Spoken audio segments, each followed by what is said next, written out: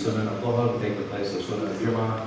But there are narrations that talk about the Prophet ﷺ praying 2 rak'ah, and there are also narrations that talk about him praying 4 rak'ah, and Allah knows best. Assalamu alaikum. How can I stay dedicated to my prayers? We're so grateful for your knowledge. Thank you. May Allah subhanahu wa ta'ala bless you. Staying dedicated to prayers, it's about having the right mindset of the importance of prayer and why Allah subhanahu wa ta'ala obligated the prayers. So it's important to understand, number one, when we have the 5 pillars of Islam, when Allah subhanahu wa ta'ala talks about believing Him and in the Messenger sallallahu alaihi wasallam, prayer, zakat, fasting, hajj, why did He Azza wa Jal choose these particular actions? And He chose these actions because these are the ones that are most beloved to Him. So if I understand, number one, that these are the actions that are most beloved to Him Azza wa Jal, I need to make sure that I am steady and consistent upon those things. It's not a big ask. There are many things that we do every single day. There are many blessings that Allah subhanahu wa ta'ala has given us. At the least, this is what we should do to be thankful for what He Azza wa Jal has given us.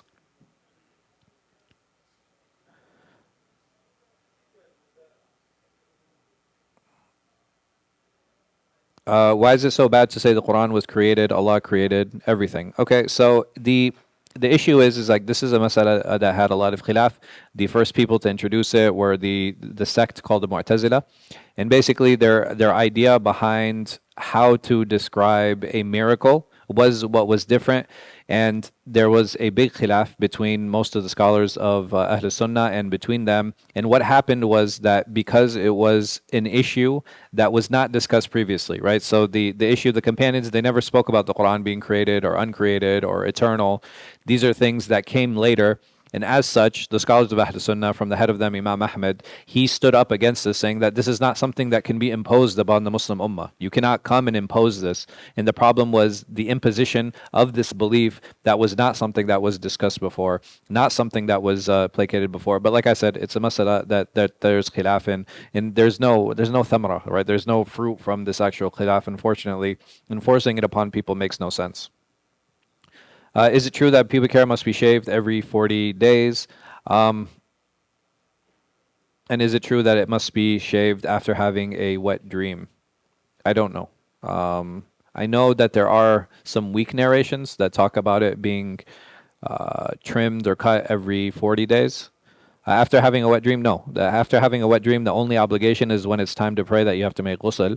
But that's the only obligation that exists there. But as for removing the hairs, I think it's a recommendation, but I don't remember the basis of the recommendation. Are there sunan before Isha? There's a hadith of the Prophet Muhammad sallallahu alaihi wasallam where he said between every adhan and iqama there are 2 rak'ah. So yes, there are.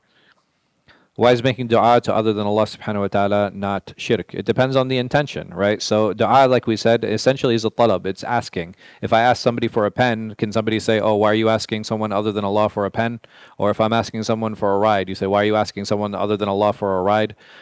It's not just the idea of the dua. It's about giving something else independence from Allah subhanahu wa ta'ala. Saying that this being, Lat, Manat, Uzza, Jesus, whatever the case might be, saying that this person has the power to override Allah subhanahu wa ta'ala.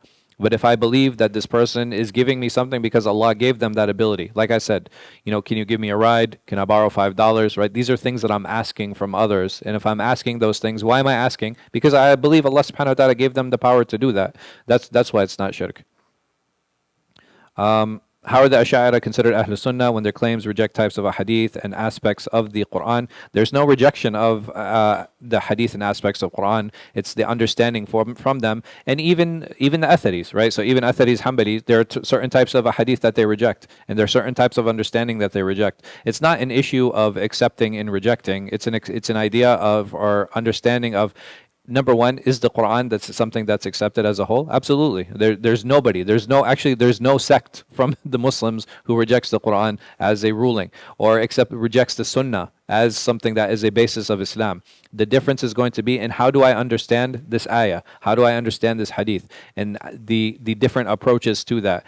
There are differences of opinion also in understanding what is the level of dalala, right? So what is the level of proof of this? Is this something that we would consider qat'i or absolute, or is it going to be something that's dhanni or something that is that is less than that? And they have set different conditions around that. But other than that, there's no one that rejects the Quran and Sunnah. Even from the Ash'ara, I don't even actually know anyone that says the Ash'ara are not from Ahl Sunnah. That's it's that I think that's a qawl that's shadh. For hadith nuzul, is it Allah subhanahu wa ta'ala descending or the angels? So these are hadith that talk about Allah subhanahu wa ta'ala descending on the last third of the night. The question isn't where is Allah subhanahu wa ta'ala. The question is where am I in relation to Allah subhanahu wa ta'ala. When Allah Azza wa Jal talks about these different times, because if you talk very practically, is there ever a time in the world today where it's not night? When Allah subhanahu wa ta'ala talks about, and if we take this literally, right, if we understand this literally, is there any point in the earth, in the world today that that it's not dark? There's always some place in the earth that's not yani. The earth we understand to be rotating, we understand it to always have sections that there is darkness to it. The hadith isn't for us to try to think about where Allah is. The hadith is for us to think about how do I draw near to Allah Azza wa Jal. And Allah Azza wa Jal says, if you want to draw near to me, the best time to do it is when? The last third of the night. Why? Allah subhanahu wa ta'ala, He tells us in the Quran, إِنَّ نَاشِيَةَ اللَّيْلِ هِيَ أَشَدُّ وَطْنًا وَأَقْوَمُ قِيلًا. Right? Allah subhanahu wa ta'ala says that in the night, the words are more piercing and they're more understanding. Why? Because during the night, what am I not doing? I'm not working. My family is sleeping. The world around me is sleeping. It's quiet and it's dark, right? So even the distractions of the things that I see, all of these distractions are gone. All of these distractions are gone. And once those distractions disappear, it allows me to do what now? To focus.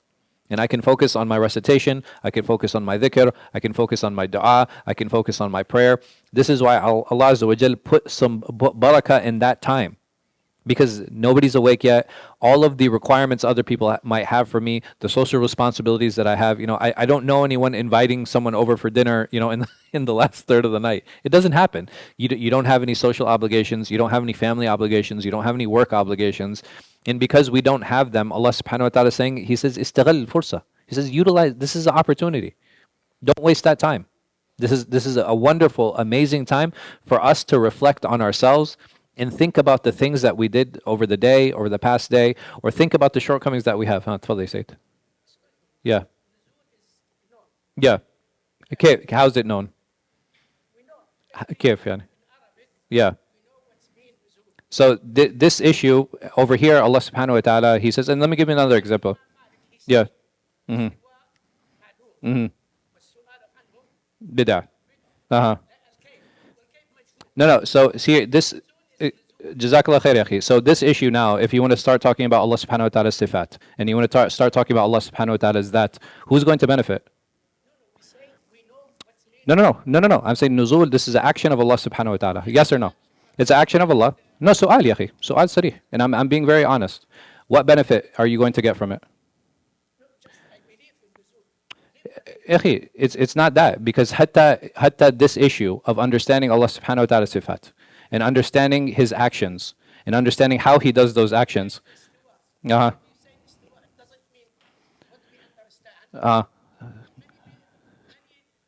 So, uh-huh. Uh-huh. Yeah. No, but what you're saying, this is Ibn Taymiyyah's definition. The ulama ma sabaquhu. Go to Imam al-Tabari, hatta Ibn Kathir nafsu. Go back to him and see what they say about istiwa. And I'm being very honest. Go back to Imam al-Tabari, go back to Baghawi, go to Ibn Kathir, go to any scholars of our tafsir. Hatta Imam Malik, ya akhi, hatta fi hadal. I'm saying, even in this qawl, what did he mean by it? See, طيب يا اخوان, see, and this is exactly why we don't talk about Allah subhanahu wa ta'ala's sifat. This exact conversation is the reason we don't engage, because there's no benefit in it. There are people who are going to stand on their hill and they're going to say, no, this is the way that has to be understood. I understand it in this way, and this is the way. Nobody benefits. I promise you, nobody benefits. If you want to deal with Allah subhanahu wa ta'ala, talk about His names, Azza wa Jal. Talk about the fact that He's Allah. Talk about the fact that He's Rahman. Talk about the fact that He's Hayy, Qayyum. There is going to be no problem with those things. The moment you try to understand Allah subhanahu wa ta'ala and understand how He is and what He does, you will bring no benefit to the ummah. I promise you. The only people that will benefit from this are people who engage in the academic discussions. You want to go back to the books of the ulama? That's fine. And you want to go back to individual statements? That's fine. But I'm saying, ya akhi, this is a conversation I have no problem having offline. I have no problem having in my office. But it's not a problem. It's not an issue, number one, that we're going to solve here on the member. This is something that needs to be discussed in separate places. But generally, people will not benefit from this. Imam Ghazali, he was the first of them, the one who engages in these issues and talking about Allah subhanahu wa ta'ala's that and sifat. They are just there to cause fitna and cause problems. And this is has been my personal experience, and Allah knows best.